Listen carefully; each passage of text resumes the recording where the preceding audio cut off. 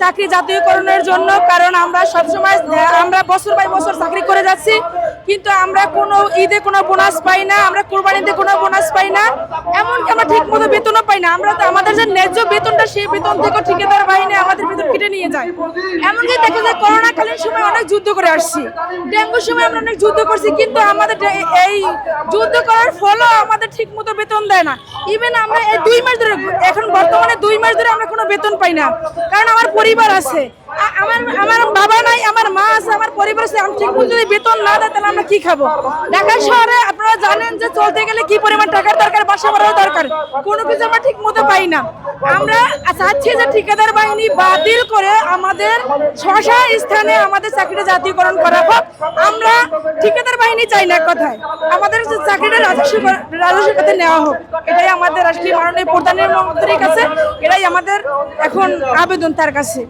আমাদের প্রধানমন্ত্রীর কাছে আমাদের দেওয়া হয়েছে স্মারকলিপি, তারা আমাদের আশ্বস্ত করেছিলেন, কিন্তু মাস বাই মাস আমাদের চলে গেছে, কিন্তু ওনারা আমাদের জন্য কোনো কিছুই করে নাই।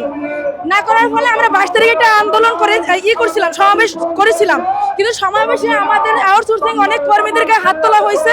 তারা এখনো গুরুতরভাবে বিভিন্ন হাসপাতালে আছে, এমনকি নিউরোসায়েন্সও আছে, তারা মৃত্যুর শয্যায় এখন মৃত্যুর সাথে পাঞ্জা লড়তেছে। আমরা তো এখানে কত উশৃঙ্খল করতেছি না, আমরা নিরিবিলি আমরা সমাবেশ চালাই যেতেছি। আমরা কোনো কাজই করতেছি না, যে সমাজ বিরোধী যে কাজগুলো আছে আমরা কোনো কাজই করতেছি না। আমরা সমাবেশ করতেছি, আমরা তো শুধু রাস্তার সুখাতে আমাদের চাকরিটা নেওয়ার জন্য, যাতে আমাদের পরিবার নিয়ে আমরা ঠিক মতো বেতন পেয়ে পরিবার নিয়ে আমরা 2 মুঠো ভাত ডাল খাইতে পারি, আমার মাকে নিয়ে, কারণ আমার তো বাবা নাই। কিন্তু এই জন্য শুধু আমাদের রাস্তায় দাঁড়ানো। কিন্তু আমাদের কথা দিয়েছিলেন যে আমাদের চাকরির ওনারা একটা রাজস্ব খাতে নেবেন, কিন্তু ওনাদের কথা দেওয়ার ফলে আমাদের কোনো কিছু করে নাই। আমাদেরটা যেমন ভাবে আছে এমনই আছে, বরং আমরা বেতনও পাচ্ছি না ঠিক মতো। তাহলে আমরা কিভাবে চলবো বলেন? আমাদের তো পরিবার আছে, আমার বাবা নাই, আমার তো সংসারটা চালাইতে হয়। এখন যদি আমাদের বেতনই ঠিক মতো না দেয় তাহলে আমি কিভাবে আমার পরিবার নিয়ে চলবো? এটার জন্য আমাদের এখানে দাঁড়ানো।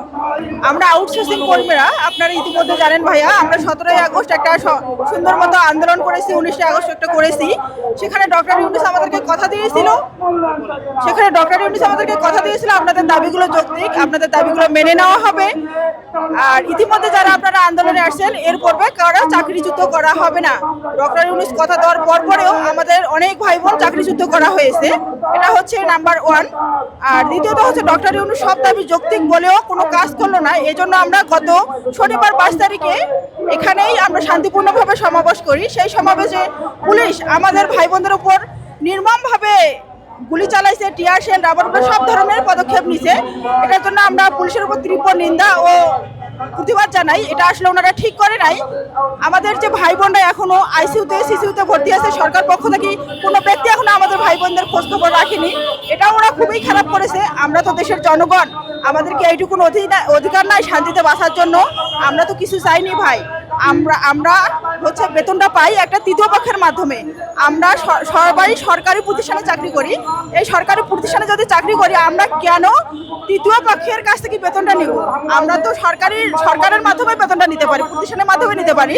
আমরা চাই আমাদের ঠিকাদার বাতিল করে, বয়স শিথিল করে সব প্রতিষ্ঠানে সকলের চাকরি স্থায়ীকরণ করার দাবি আমরা জানিয়েছি।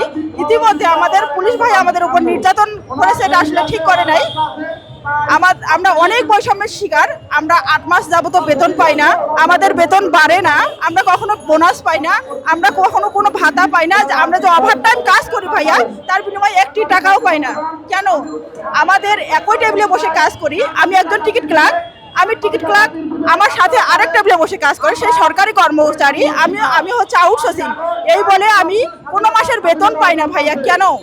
একই দেশে 2টা নিয়ম কেন হবে? এটা তো আমরা হতে দিতে পারি না।